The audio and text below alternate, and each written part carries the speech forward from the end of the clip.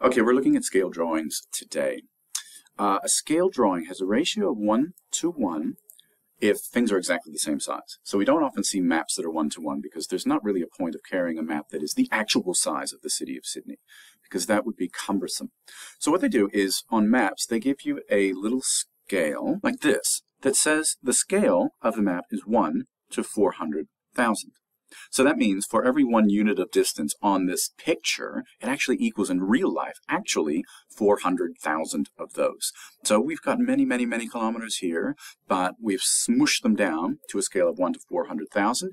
Here's another similar map, but this, you notice it's a little bit more zoomed in. So now one of those units is actually on the scale of 1 to 200,000.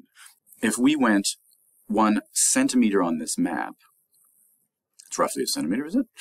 Then we multiply that by 200,000 to give us the actual distance. So the distance from North Sydney to this spot over here, near what looks like a Mosman, that's only 1 centimeter in our map, in the scale drawing. But in the actual real life, multiply that by 200,000, and we get 200,000 centimeters, which I think you're going to find is better to convert into something more meaningful. This is how it's going to work. I'm going to show you some ideas, and then I'm going to leave you to watch the videos that are created by the textbook, because I can recreate them, but I'm going to recreate exactly what they are. I don't want to do that.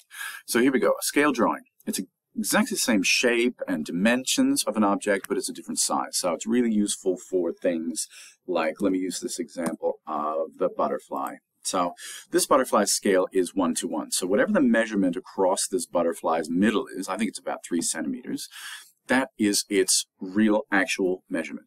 The scale and the actual are the same. If I laid down the real butterfly on top of this picture, it would fit.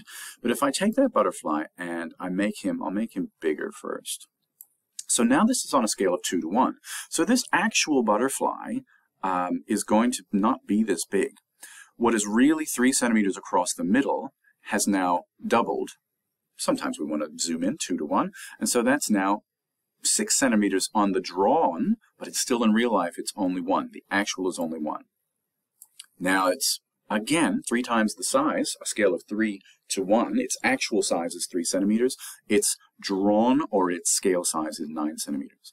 Going the other way, as we would with a map, 1 to 2. So now this is actually going to be half of what it was before, because 1 unit is now equal to 2 in actual life. This is about 1.5 centimeters across, and we know that our real butterfly 1 to 1 is 3 centimeters. And of course it works. 1 times 1.5, 2 times 1.5 gives us the actual 3. So what we're looking at as drawing versus actual length. Some other words for this are, I'll bump down here, sometimes the scaled distance versus the real or actual. So drawn and scaled are on the left, real or actual are on the right. So drawing represents the length on the diagram, on the map, or a model. So a scale ratio of 1 to 100 means the actual or real lengths are 100 times greater than the length on the diagram.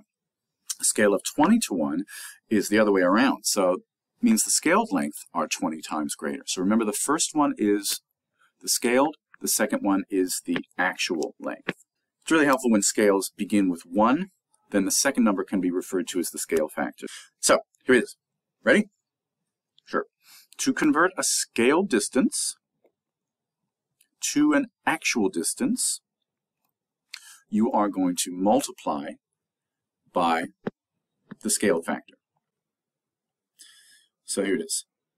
You're going to multiply to get from the scale distance to the actual distance. To go the other way, to convert from the actual or real distance, both of these words are used, to the scale distance, you're going to do the opposite, and you're going to divide them. I have plunked this little conversion of units back in here for me. I don't think you have it in your book, so now's a good time to copy that down. And just remind yourself that to go from kilometers to meters, you're going to multiply by 1,000. You're going to do the same thing if you want centimeters, but it's 100, not the same thing, of course, and by 10 from centimeters to millimeters. And if you don't have this written down, it's a good thing because you are going to need it. Now, I'm not going to talk about these ones right now. I can show you in class in real life, and I also invite you to go and have a look at the page in the book, because bingo, bango, bongo, these 3 videos are going to show you exactly what you need to see.